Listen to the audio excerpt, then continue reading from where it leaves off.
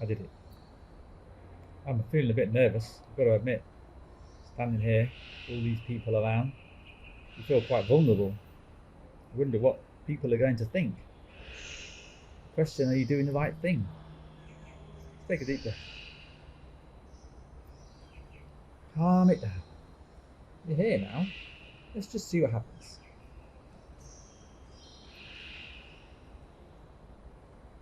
I do feel it's right to be doing this. Oh, gee, it's scary though. It's an intimidating place. Well, sometimes you just got to trust those feelings, right? Maybe always. Intuition is the eyesight of the heart. So I read somewhere. Our inner sense that we've come to not trust as much as we do our other senses. But maybe it's the most important sense of all. I wonder how people will react. Does it matter?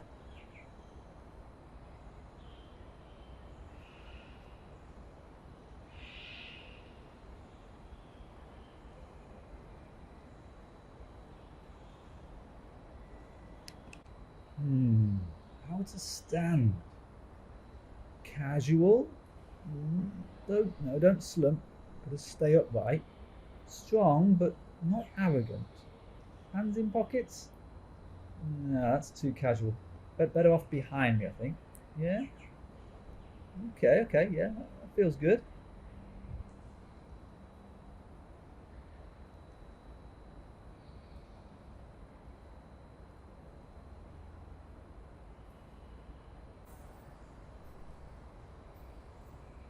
Gee, I do seem to be very concerned with what people think. I don't want this to be about me. Though, is it inevitably going to be? At least in the eyes of other people who walk past and see, well, me. Why am I doing this? Really? Not to get attention from myself. Alright? Oh, for the cause, yes! Though, somewhere inside, I suppose I do know that it could look good for me. Then again, most people would never consider doing this, so it can't be that good, can it? So maybe it looks bad for me. Ooh. Well, I do tell myself I'm doing it because of the alternative, which is not doing it. Doing something or doing nothing. It does seem like an obvious choice when you look at it on that level.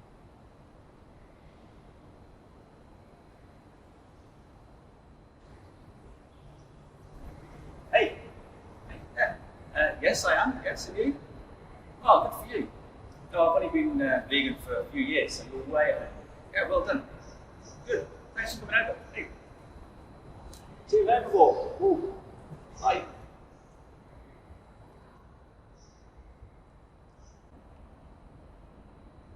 Hey, that was nice. Another reason I'm doing it, right? To ask questions and provoke conversations. Mostly they're ignoring me, mind you. I suppose that's what education is, though, right? Asking questions, provoking thinking, holding up a sign saying, "Go vegan." It can be pretty provocative. People do get defensive about their rights. Where does right and wrong come in here? How can we know what's right? Do our minds overpower our hearts? Whose opinion is right? What about the animals? What are their rights? If we carry on like we're doing, we'll run out of land. Yet at UWC, we get complaints when we try to push more plant-based food days into our menus. How can education help? A force to unite people for a peaceful and sustainable future. Well, feel sure about one thing at least. That if we're going to encourage, nurture a certain character, certain values, attributes, behaviours, then we have to model them. Be the change.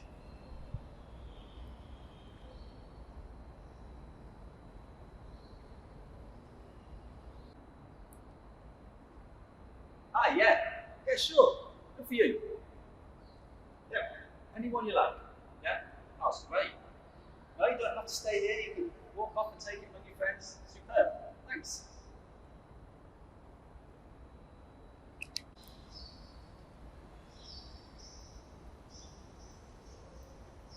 Whoa, I guess that's a result. But, is that how I should be thinking about it?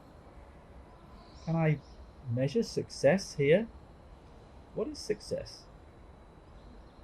I guess success would be anything like that student coming and taking their own sign. And then I suppose an infinite number of other things in the future that I'll never see and never know about. That must be the way with all education, really. The impact of what we do may not be seen or felt for a long time after school's over. But we can still plant that seed. Nothing will happen if we do nothing. Oh, okay. Here comes another one. Hey, I'm on a roll. Yeah, sure. 5 to 12. A healthy setback for the ego. Well, a lot of people seem to be staying well clear.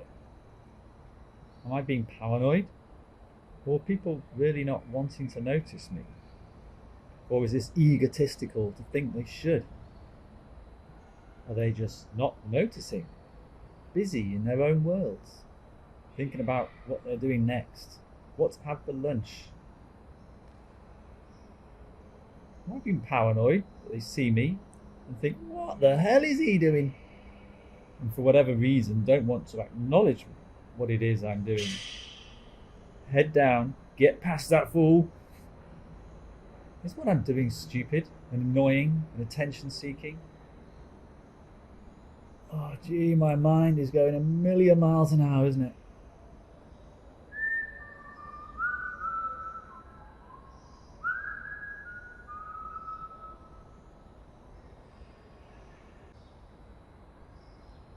You know,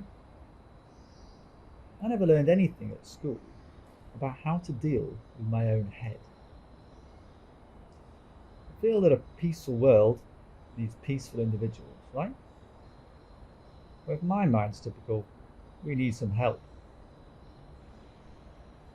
How can education offer us support with our dealings with the chatter in our heads? Could schools help us to see that we're not unusual? Help us to feel more connected by the knowledge that we all have doubts, paranoid, intrusive thoughts, moments of spontaneous happiness, shame, anger, fear, bliss. Oh, hey. Yeah, sure. Thanks. 5 days for the future. It's a global day of action. Would you like to look at the website? Yeah, of course. You're very welcome to join me. Okay, thanks. Yeah. What knowledge is really important? I read somewhere that the most necessary knowledge is how to live well. That being how to produce the least possible evil and the greatest goodness in one's life. Well, seems reasonable to me, especially in the context of current events. Do our schools nurture such knowledge?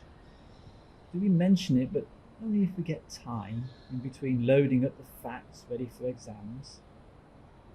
Shouldn't it be the other way around? Yeah, sure, yeah. You're welcome.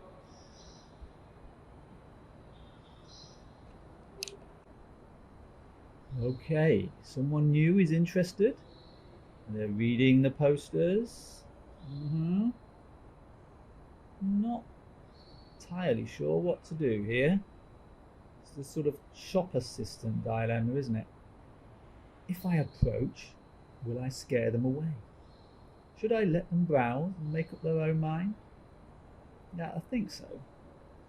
I think I have to avoid being pushy, which is crazy, right, considering the actual climate situation, but I think people get turned off if you push them. If I get preachy. Feel the need to convey a neutral position to other people's reactions.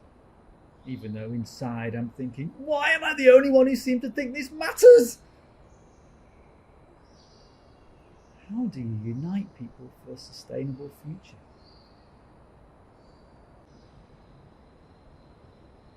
Hi. Yeah. Yeah, sure. Help yourself. Yeah. No problem at all. Fantastic. Wait, take it wherever you want. Yeah. You're graded up, right? What's your name? Cool, I'm Chris. Nice to meet you. Yeah, great. Take your way on, sit down with your friends, and come back here and lunch. That'll be great. Thank you. Bye.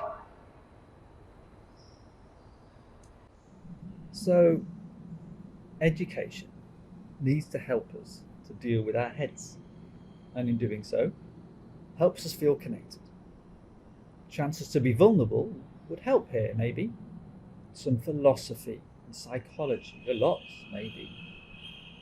Therefore, producing adults who are better equipped to deal with, well, life. A system that's less about conformity or nurturing the urge to be successful, one that breeds an intelligent understanding of life. Education that helps develop self-knowledge. It's back to that intuition, that sense that comes from our heart. Is this what we need then to nurture in school, so that a sense of shared human understanding of what is right is learned, where thoughts and feelings are understood together, an awakening of integrated intelligence, as Krishnamurti puts it.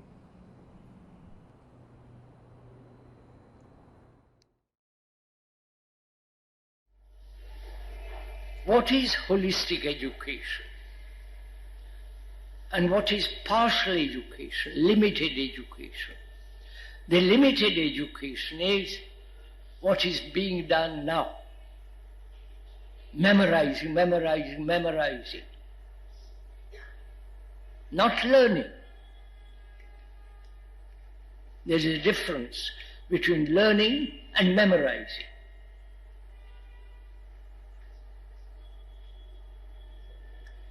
Memorizing is fairly comparatively easy. Go to school, learn all about history, geography, physics, science, and so on. And you memorize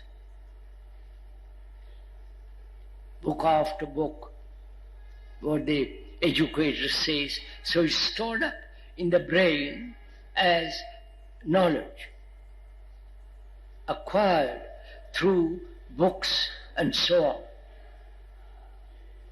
That's what modern education is.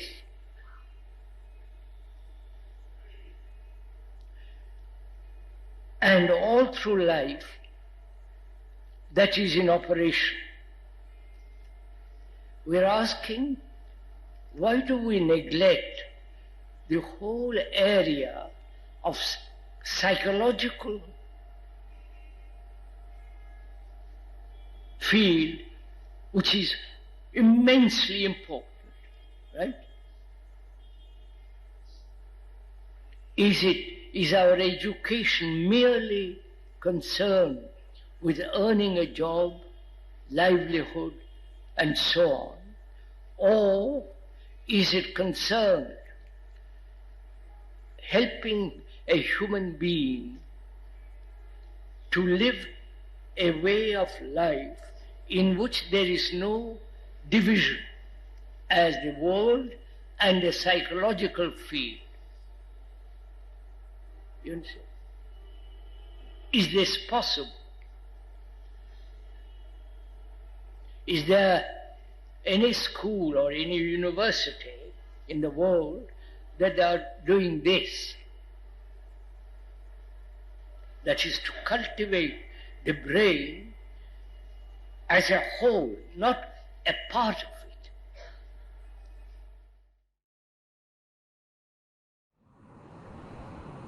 Learning to shape the future, or learning to shape the future. Does it matter? Are they the same thing? Is this all blah blah blah? Our climate is changing. It is. We are demanding to be treated fairly, not to be prejudiced against. We're learning here about our biases and asking what we think about our privileges. We're demanding to have our choices respected. We're asking for equality, justice, new choices of words, changes to our throwaway remarks and humour that hurts. But when we talk about these in assemblies and lunchtimes and 20 minutes here and there, the system's still the same. We, schools, we are not changing. We still put more time into knowledge for passing tests. Our system's rooted in competition. We can't help but compare ourselves to others. The system isn't fair, and yet we're demanding fairness. Will we struggle less with comparing ourselves with others as adults if it wasn't built into the fabric of what we do to our children in our schools?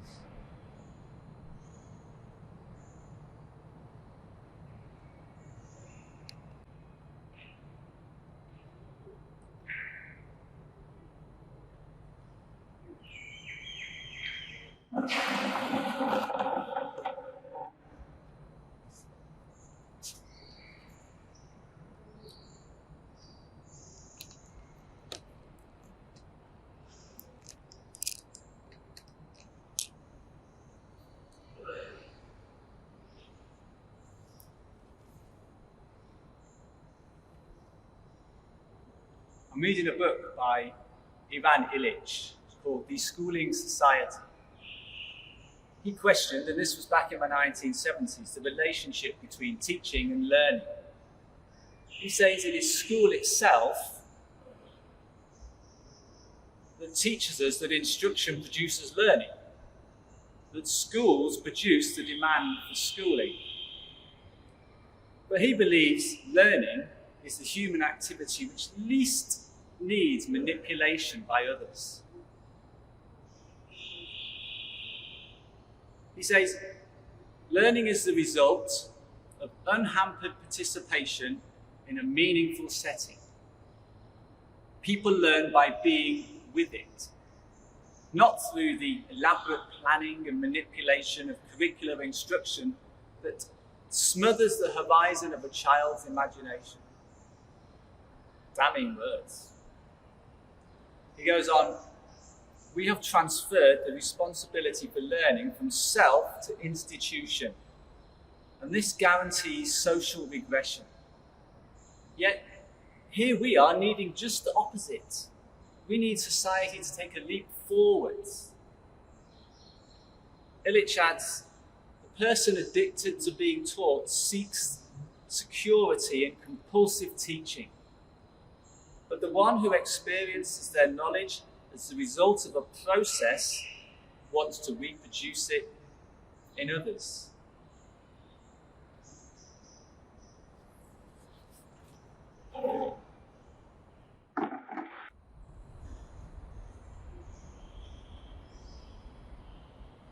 So, what to do?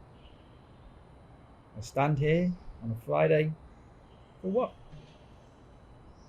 Do I need to do more? Was it pointless? Do we keep going as we are and hope it all works out? That technology saves us? That renewables become efficient and accessible to all? That the poorer people who have not contributed to the situation somehow do not end up paying with their lives?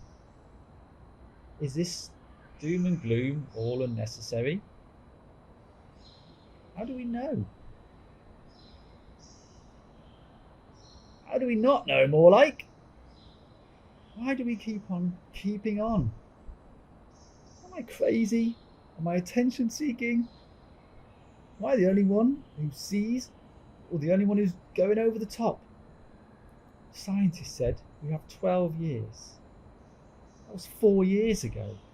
So who's crazy then? What do I expect anyway? What should we all be doing? Yeah, sure, thanks. Yeah. Okay, I'll be here every Friday.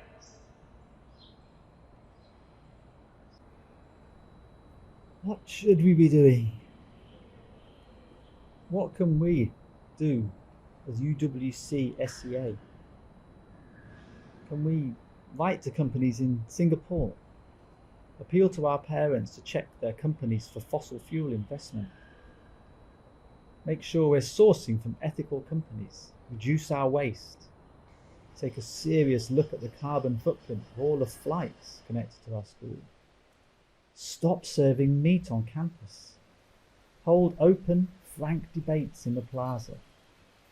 Take time away from traditional learning to learn together, to unite as a community for a peaceful and sustainable future. It's not easy. We all want security. We don't want to sacrifice unless we're sure we need to. We're not yet convinced. So, what is your heart telling you?